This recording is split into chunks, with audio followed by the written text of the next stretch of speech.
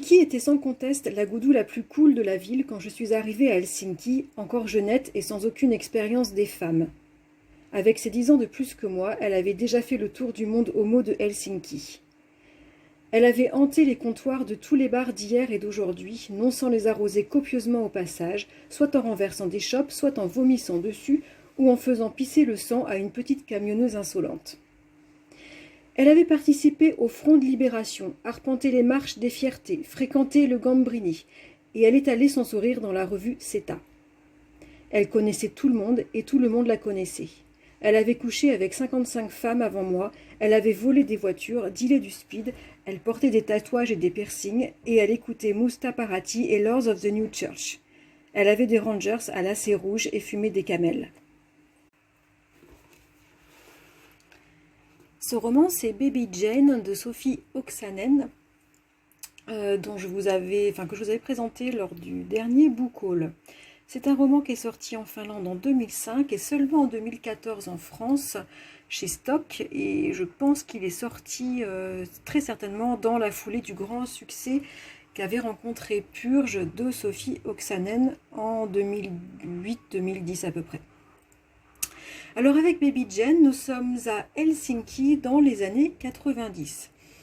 La narratrice nous raconte son amour fou pour Piki, reine de la nuit très connue dans les milieux underground de la ville.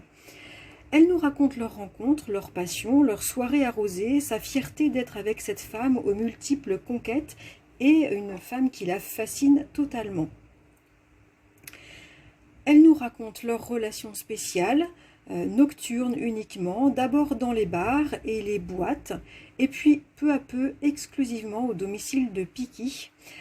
Elle nous raconte également comment l'alcool vient prendre une place de plus en plus importante dans leur relation. Et puis elle nous raconte aussi comment peu à peu Piki va développer des angoisses très importantes qui vont l'amener à ne plus du tout sortir de chez elle.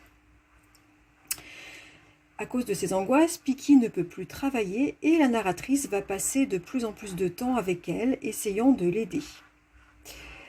Mais l'argent vient à manquer, alors les deux femmes vont se creuser la tête pour trouver une activité qui corresponde à leurs compétences et qu'elles pourraient gérer depuis l'appartement de Piki. La narratrice est d'une beauté fatale, Piki a une voix absolument envoûtante et toutes deux vont trouver l'idée de développer un commerce de vente par correspondance d'articles féminins inédits recherchés par les hommes et qu'ils n'osent pas acheter eux-mêmes. Ce commerce illégal et complètement loufoque va très bien fonctionner.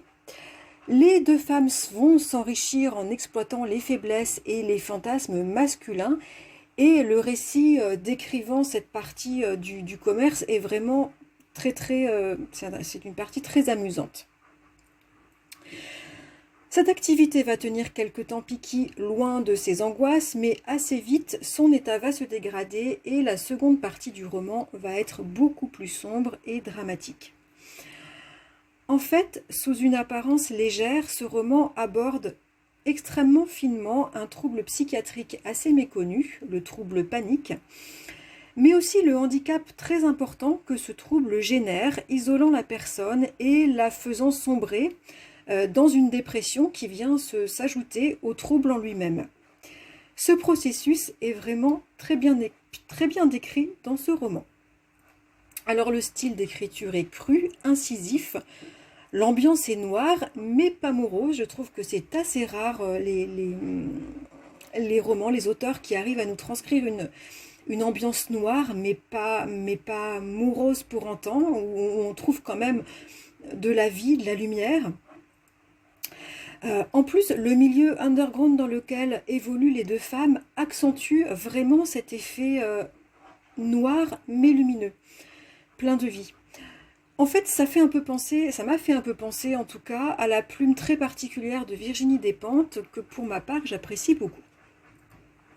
Alors ce roman est très différent de Purge, le roman donc de Sophie Oksanen qui avait eu un grand succès, qui était sorti en 2008 de mémoire et qui avait même obtenu le prix Femina étranger. J'avais adoré ce roman, Purge. Dans Purge, l'auteur traitait de l'histoire de son pays, donc la Finlande, et des liens très étroits qu'il entretient avec sa voisine, l'Estonie. Dans Baby Jane, c'est très très différent. L'auteur explore la maladie psychique et son impact sur la passion amoureuse. C'est un thème très original et que j'ai rarement rencontré, en tout cas en littérature. Et c'était vraiment très intéressant pour qui s'intéresse à la thématique de la maladie psychique. Voilà, c'était Baby Jane de Sophie Oksanen. À bientôt!